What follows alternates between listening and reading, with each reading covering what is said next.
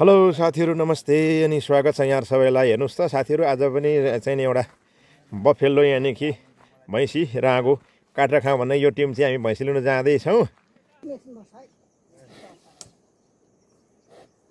राम्रो चिज छ साथीहरु, यस्तो छ है हाम्रो चाहिँ। यो चाहिँ कहाँ पर्छ भने तपाईहरुलाई खोल्दुल लाग्छ भने हामी चाहिँ हल्सीतुवा चुङ नगरपालिका वार्ड नम्बर 5 दामदले बिस्टोलमा छौं र साबिक चाहिँ दुर्सिम गाविस वार्ड नम्बर 9 पर्छ है साथीहरु। र यस्तो छ राम्रो चिजहरु चाहिँ आज बनाउँदै छौं र योभन्दा अगाडि पनि भिडियो तपाईहरुले देखिसक्नु भएको छ र हामीसँग चाहिँ तपाईहरु अर्गानिक भिडियोहरु हेर्न चाहनुहुन्छ भने हामीसँग जोडिनको लागि पनि यहाँहरुलाई अनुरोध गर्न चाहन्छौं र हामीले तयार गरेको भिडियो सामग्री पनि मन पर्छ भने लाइक कमेन्ट शेयर अनि सब्स्क्राइब पनि गरिदिनु होला है त साथीहरु। 400 रुपैयाँ किलो हुन्छ है साथीहरु।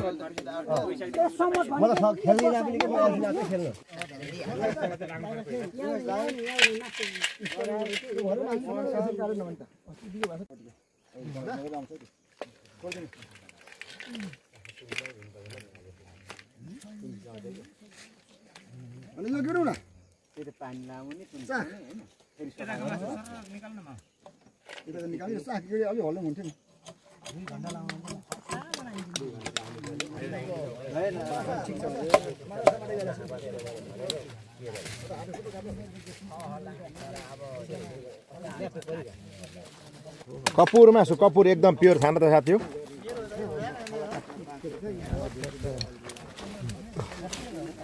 ल एकदम चाहिँ नि कपुर मासु यस्तो छानेर यो खालको मासु लाउन थाल्यो हैन।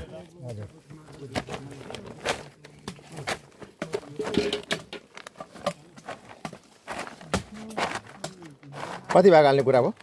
53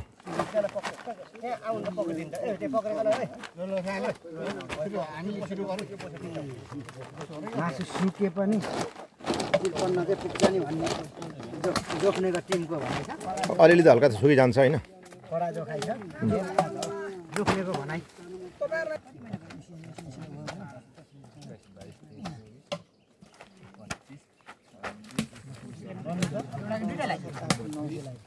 नौसौको 54 भएको 954 हुन्छ यसमा।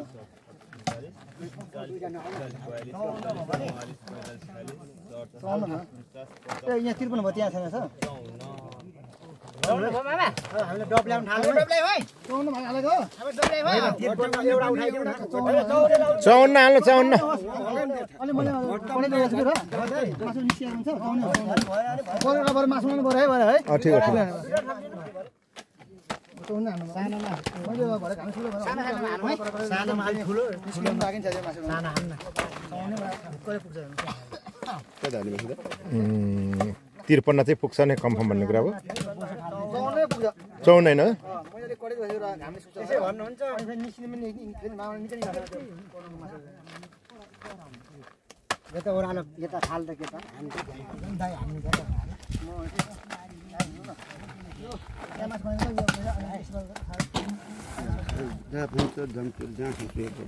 हुन्छ जानु जानु घरको मान्छेहरू उतै छ।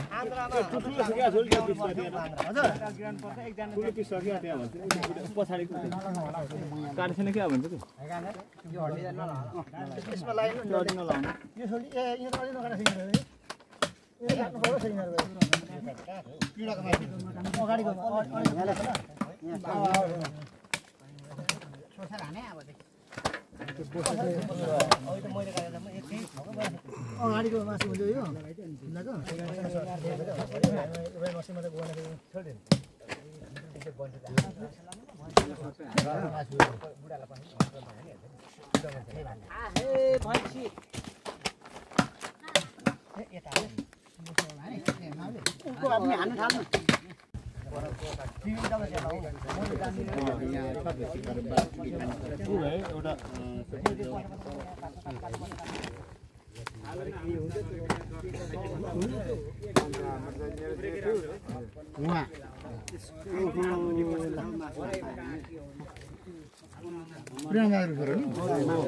अन्त म त्यस्तै लाग्छ क्या बुवा जस्तै अनि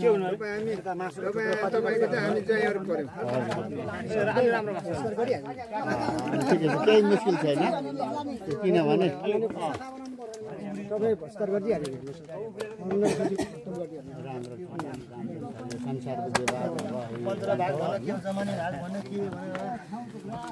त्यो हड्डीको कुरामा कति कति हाल्ने त्यो हाल्नु हाल्नु 62 हाल्नु न 62 हाल्नु अरे 62 ल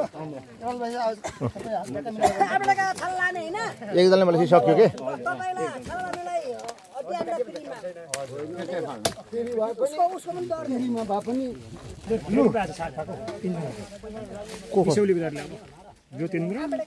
पैसा दिने हो नि पैसा पनि दिने अरे टक्क लेखिदिनेलाई भाउ बिसौली पखाउनु यो चाहिँ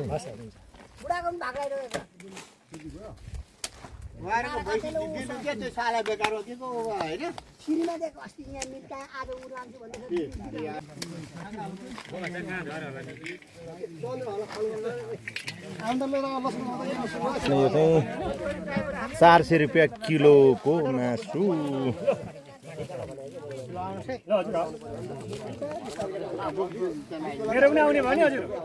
मेरो पैसा कहाँ आउँछ नि हजुर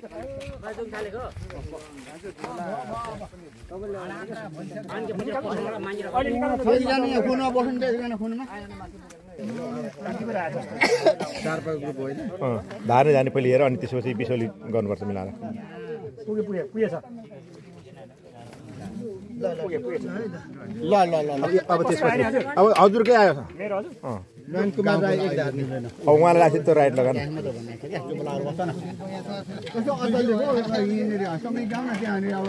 तपाईँहरू एकछिन पर्खिनुहोस् है पहिले टाढोको पाहुनाहरूलाई पहिले टाढो नाताहरू हेर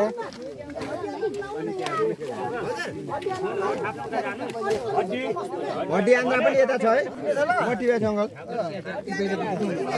जानुहोस् हड्डीमा ल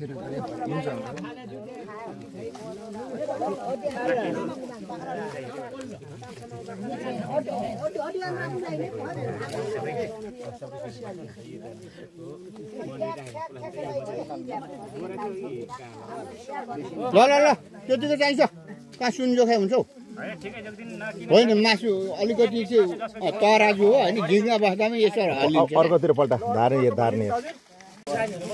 यसो गरिदिनु न हजुर हजुर त्यो नामहरू छ नि अहिले म फल्ना भनिदिन्छु मेरो नाममा 4 हाल्ने गरौँ नि त्यो उकाला छ नि हुन्छ है हुन्छ 4वटा गर्छु अनि म राइट लगाइदिनु भन्दिनु ए हुन्छ अनि यो भन्नु है त त्यसो गर्नु सरासरी 4 जना जोख्नुहुन्छ हजुर हुन्छ अनि यो यसको भनिदिन्छु म तपाईँलाई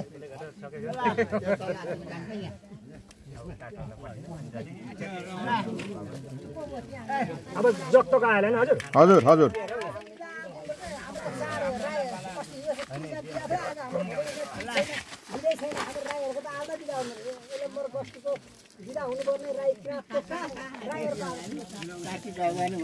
केही मुस्किल छैन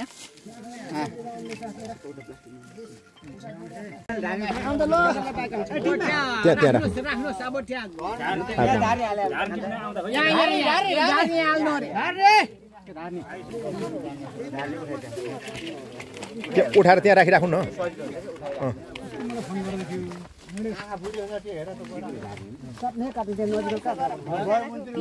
त्यो धार्ने उठाएको चाहिँ पाइमा पठाइदिउँ त ल आउनु ए लोमेश एक भाग लिनु पठाइदिए रक्ती पनि लिनु जानु पाइमालाई एक भाग हड्डी दिए हड्डी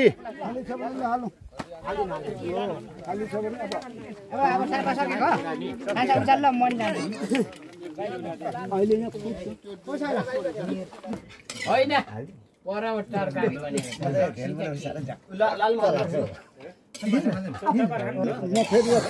एक भाग चाहिँ डल्लै होइन तर सबैले मिलेर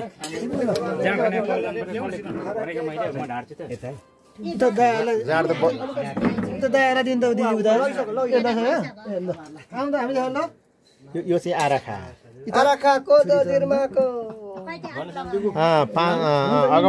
अगौटे कोदोको साराङमा नहेर्काउ कान्छी काराङमा भन्थ्यो अरे